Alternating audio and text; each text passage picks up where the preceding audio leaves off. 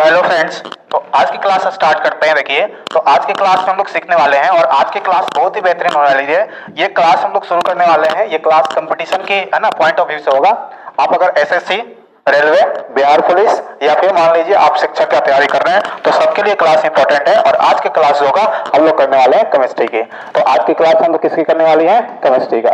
तो आज से हम लोग केमिस्ट्री स्टार्ट करेंगे और बिल्कुल आपको बता देते हैं केमिस्ट्री की जो क्लास होगी वो बिल्कुल है ना, बिल्कुल शुरुआत से हम लोग शुरू करेंगे केमिस्ट्री क्लास और पूरा पूरा आपको जो है सिलेबस कंप्लीट कराएंगे। तो केमिस्ट्री क्लास हम लोग शुरू करते हैं। आज बेसिक केमिस्ट्री होगा, क्लास 1 होगा केमिस्ट्री का, है ना। तो हम लोग शुरुआत से स्टार्ट करेंगे। तो आप एकदम से बने रहेंगे मेरे साथ, पूरे के पूरे सिलेबस को मैं बताने वाला हूं।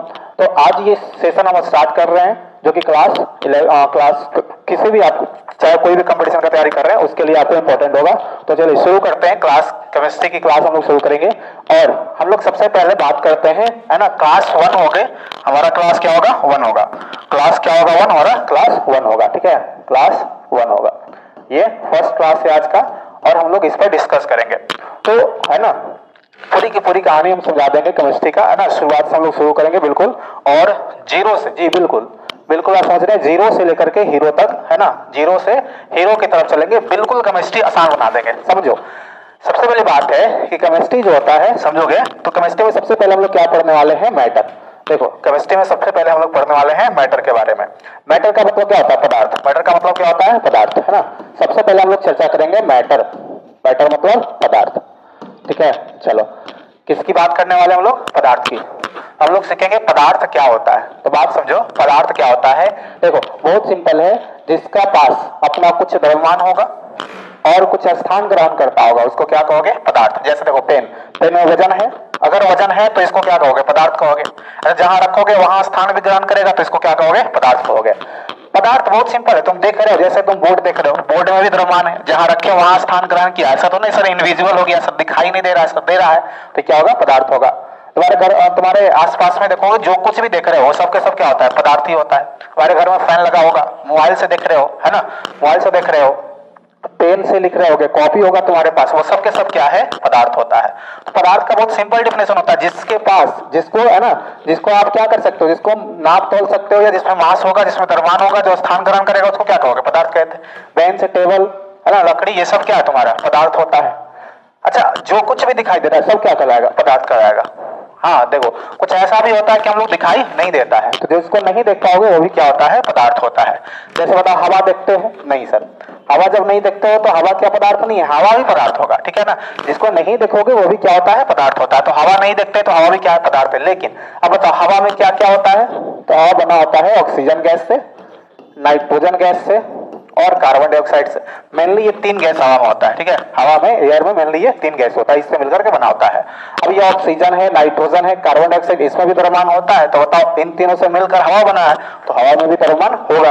तो अलग अलग बात करते हैं। देखो, पदार्थ किसी भी चीज को जो आप देख सकते हो, है ना, जिसमें मास है और जो स्थान ग्रहण करता है उसे क्या कहते हैं? पदार्थ। अच्छा, कुछ ऐसा भी चीज है जिसको नहीं देख पाओगे, जैसे हवा, इनविजिबल है, दिखाई नहीं देगा, लेकिन फिर भी क्या है? पदार्थ है। तो ऐसा हर एक चीज जिसको आप देख सकते हो या नहीं देख सकते हो, ऐसा कहना बिल्कुल गलत होगा कि सर ये दिखाई नहीं दे रहा है तो पदार्थ नहीं होगा। ऐसा कुछ भी नहीं है। जो कुछ दिखाई दे रहा है वो तो है, नहीं दिखाई दे रहा है तो जरूरी नहीं कि वो होगा या फिर नहीं होगा, वो हो भी सकता है, नहीं भी हो सकता है। जैसे हवा दिखाई हमें देता है लेकिन हवा है सर, उसमें द्रव्यमान होता है, उसमें स्थान ग्रहण करता है, तो हवा पदार्थ होगा। अब देखो, पदार्थ की अलग अलग अवस्थाएं होती है, पदार्थ की अवस्थाएं अलग अलग होती है, उस पर चर्चा करते हैं। देखो, पदार्थ की अलग अलग अवस्थाएं होती है। पदार्थ की मेनली 3 अवस्था होता है। पदार्थ का मेनली जो होता है वो 3 अवस्था होता है। अब मतलब पदार्थ का क्लासिफिकेशन करोगे, वर्गीकरण करोगे पदार्थ को, तो पदार्थ का 3 अवस्था होता है। पदार्थ की कितनी अवस्था? 3 अवस्था। देखो, पदार्थ की 3 अवस्था होता है। पदार्थ का 3 अवस्था होता है, ठोस, द्रव और गैस। और गैस 2 और बताते हैं तुमको। पदार्थ की 3 अवस्था, मेनली 3 अवस्था, ठोस, द्रव और गैस।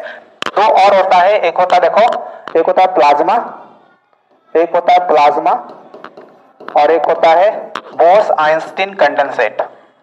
बोस-आइंस्टीन कंडेंसेट, ये 5 अवस्थाएं होती है पदार्थ की, लेकिन मेनली 3 होता है। देखो, पदार्थ जो पूरी तरह से ठोस अवस्था में होगा, है ना, जमा हुआ रहेगा, उसको क्या कहते हैं? ठोस कहते हैं। क्या कहोगे? ठोस।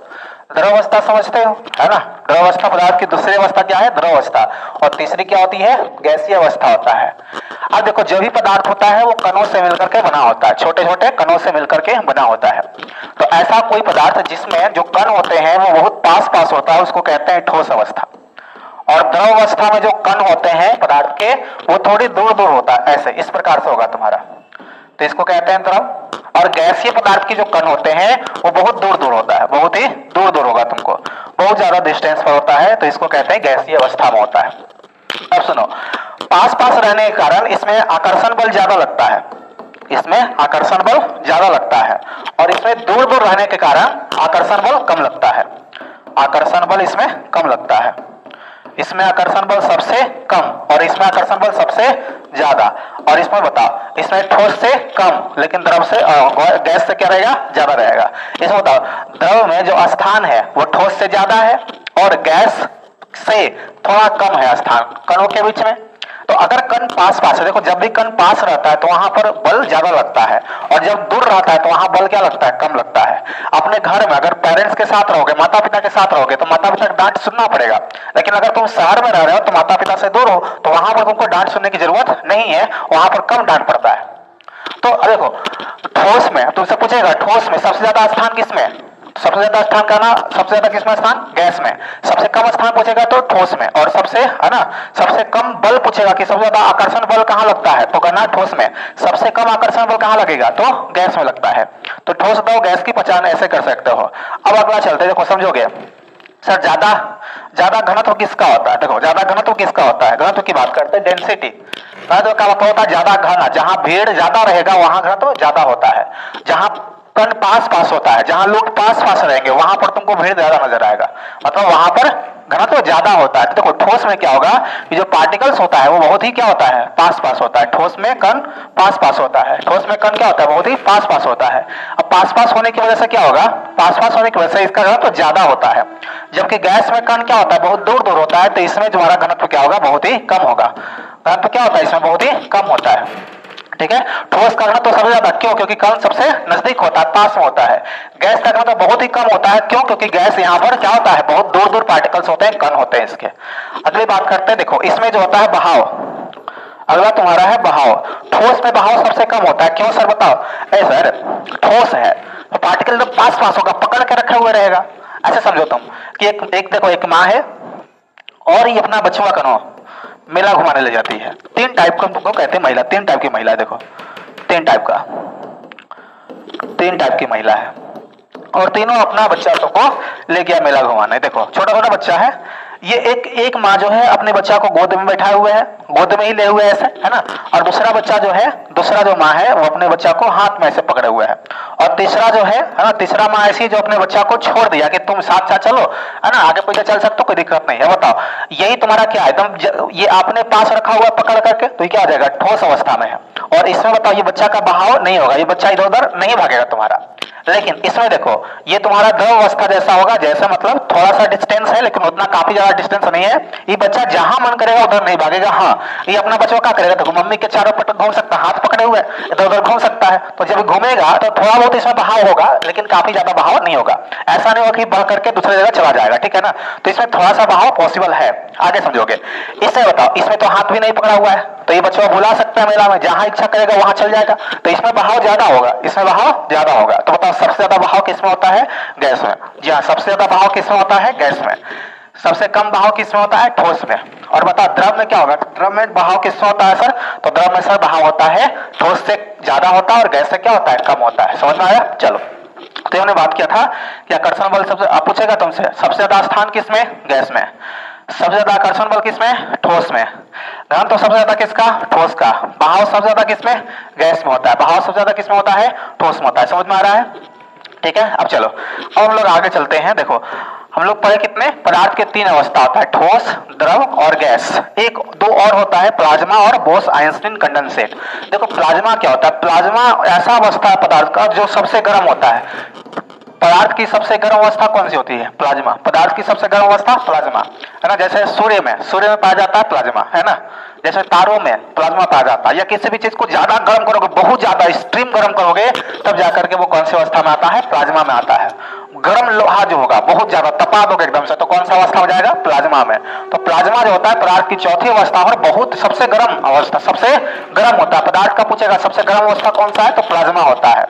अगला तुम्हारा क्या होता है? Bose-Einstein condensate, BEC, Bose-Einstein condensate. Sir BEC क्या है? तो बोस-आइंस्टीन, देखो कहानी सुनो, सुनाते हैं तुमको। बोस-आइंस्टीन कंडेंसेट नाम क्यों पड़ा? बीईसी। हमारे यहाँ हमारे देश का एक साइंटिस्ट थे, है ना, सत्येंद्रनाथ बोस, जिनका नाम क्या था? सत्येंद्रनाथ बोस। देखो सत्येंद्रनाथ बोस क्या किए थे कि एक पदार्थ की एक अलग टाइप का अवस्था खोज निकाले थे, है ना, एक अलग टाइप का अवस्था जो है वो खोज निकाले थे, जो कि क्या किए थे? एक्सट्रीमली इसको कोल्ड किए थे। पांचवी अवस्था को बहुत बहुत ज्यादा ठंडा किया था, मतलब जितना पॉसिबल है किसी वस्तु को ठंडा करना मैक्सिमम।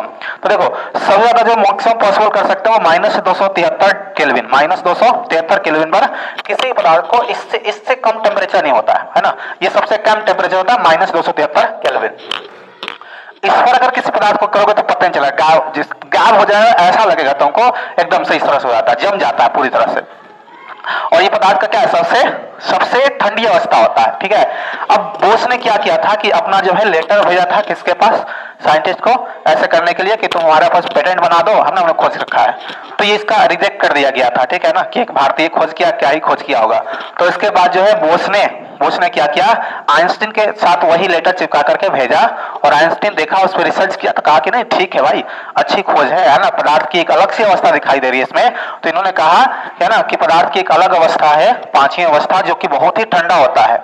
चूंकि खोज किया था बोस ने और नाम दिया था किसकी वजह से? आइंस्टीन की वजह से, इसलिए इसका नाम पड़ा है बोस-आइंस्टीन कंडेंसेट। क्लियर हुआ? अब समझो, तो पदार्थ की जो पांचवी अवस्था होता है वो होता है बोस-आइंस्टीन कंडेंसेट। कितनी अवस्था होती है पदार्थ की? 5 अवस्था। पहले बताओ ठोस, दूसरा क्या होता है? द्रव, और तीसरी बोलो क्या होता है? गैस होता है। तो पदार्थ की मेनली 3 अवस्था होता है, ठोस, द्रव, गैस, और 2 और होता है प्लाज्मा और बोस-आइंस्टीन कंडेंसेट।